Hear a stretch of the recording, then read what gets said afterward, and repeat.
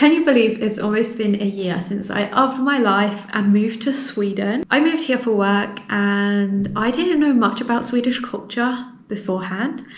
Let's just say I was in for some culture shock and I had no idea. The first one is actually a really positive one. It's so easy to make healthy decisions when living in Sweden. I feel like Swedish way of life is very optimized towards having a healthy lifestyle, and it makes it very easy to make the healthy decision. There's plenty of nature reserves everywhere. I live in a city, okay, it's not the biggest city, but like there's a lot of green space. It's still a city and it definitely doesn't feel like it. It feels like I'm in a little town. There's so many options for you to go and see nature, be in nature. Yeah, there's plenty of cycling lanes. That's another one. Swedes love to cycle. Other things as well. So for example, we have this thing at work. It's a work benefit. And this is basically an allowance for well-being. You can spend that money on anything related to health, sports, activities, stuff like that. And I think it's really nice. It's not given by every single employer, but a lot of employers in Sweden offer this. I think it's really interesting to see how supermarkets are laid out as well towards like healthy decision making. You typically have fruit and veg at the beginning of the supermarket, but then also the way shelves are arranged, it was very hard for me to find white bread when I first moved here. Whole grain or sourdough or stuff like that are like more healthy bread options, and they are typically what you see the first thing, like they're at the eye level on the shelf, and then I find a lot of the time the white bread is at the bottom. So psychologically you would just grab what you see first, you know, unless you really want white bread. However, on the flip side of that is that everything is so sweet here. Everything tastes so sweet. I didn't realize that buffets are such a huge thing in Sweden. I have been to so many restaurants where there's at least been an option for a buffet. Typically when I go for lunch with my colleagues, if we eat out, there's usually like 2 or 3 main dishes that you can choose from.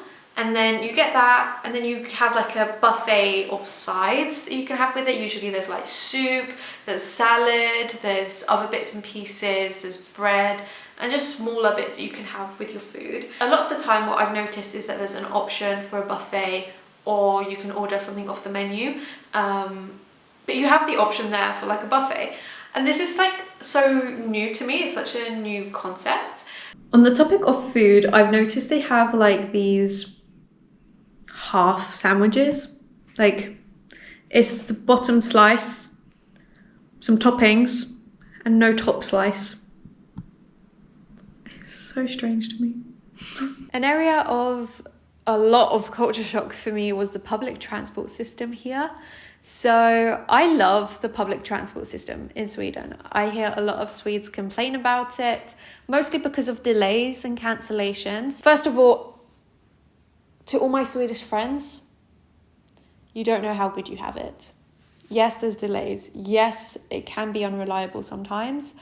But overall, it's a pretty good system and it runs pretty smoothly compared to what I've seen in Greece and the UK at least. But that's not the focus of this little segment. I wanted to talk about general culture when taking the bus and public transport. First of all, my favorite thing ever is that bus drivers waved at each other. Like, I love it. Like, when I noticed it, I was like, oh, that's so cute, and I love it, and I'm here for it, and I will look out for it every single time I'm on a bus. The next thing about buses, and also the trains have it as well, is that it has the screens inside, which that in itself isn't so revolutionary. One screen is for like the bus stops, or the upcoming stops, I should say, and then the other one is more for entertainment purposes, and this is the one that I'm just obsessed with. You get the headlines, you get some ads, which I mean, weird, but I guess get that coin, I don't know. Tell me why I'm finding recipe ideas on the bus. Like, I love it. Another thing that I love is that it has quizzes, and they're all in Swedish. I'm learning Swedish, or I'm trying to, and when I read the quiz in Swedish, I understand it, and I answer it correctly. Day made. Day made. That's how I know I'm going to have a brilliant day ahead of me. I feel like Swedes have a really deep connection with nature.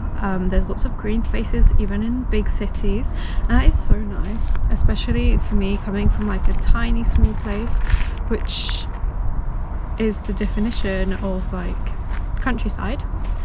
It's really nice to be able to live in a city but also have these green spaces. But yeah, they generally like to spend a lot of time outdoors in nature, in the forests.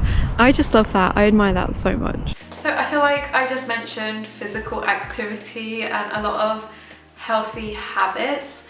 A lot of Swedes love cycling, as I said, and that brings me to the next one. A lot of the time here, when you get on bikes, first of all, I've seen so many bikes that don't have gears. My bike doesn't have gears. And then the other thing, I backpedal to like get my legs in a more comfy position, or it's just habit from cycling in Greece. But here, when you backpedal, it breaks. So you can imagine my shock when I was cycling, and then I backpedaled slightly and suddenly my bike stopped and it was braking. And I was like, huh, okay.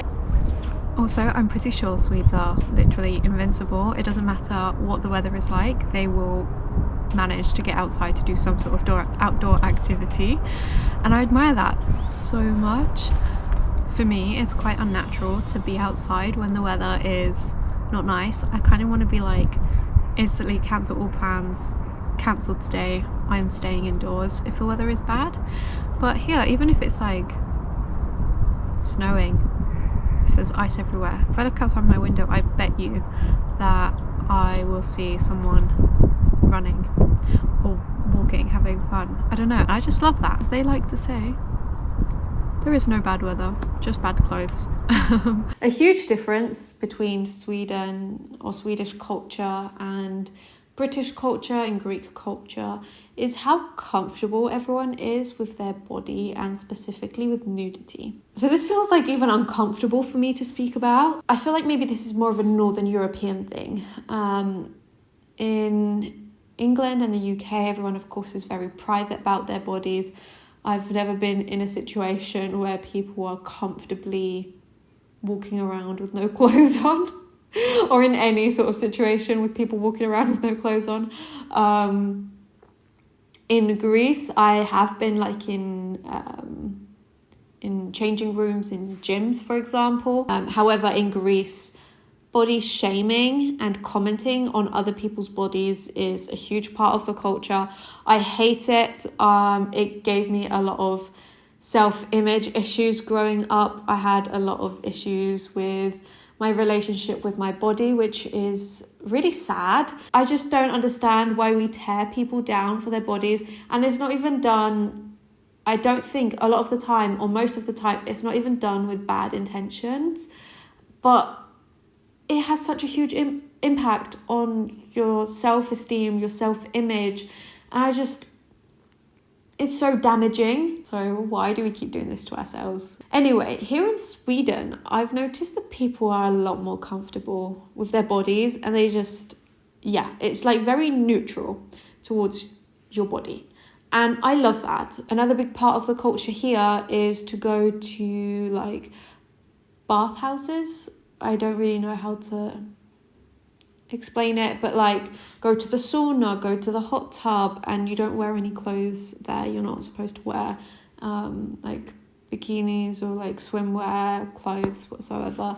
But yeah, so that was a bit of a shock for me. I've never felt so comfortable with my body. I came out of the bathhouse, that's what we're calling it for now, with like a completely different relationship with my body. Like, it's strange how comfortable I felt with my own skin and everything about me. Like, yeah, this is a good one. My last culture shock, I should say, goes back to physical activity. And that is that I've seen people do like what I call dry land skiing. I recently found out what this was almost a year later of like me wondering what on earth these people are doing. It's called like roller skiing or something like that. But basically, people are skiing on the road. They're wearing skis and they have wheels on them. They have the sticks and they just ski cross country on the road. What? If you would like to see more about my life in Sweden, I have a playlist here with videos that I've made since I moved here about life here, and I plan to do a few more in the future. If there's anything you would like to see in particular, please do let me know. But other than that, I hope to see you in my next video very, very soon. Bye!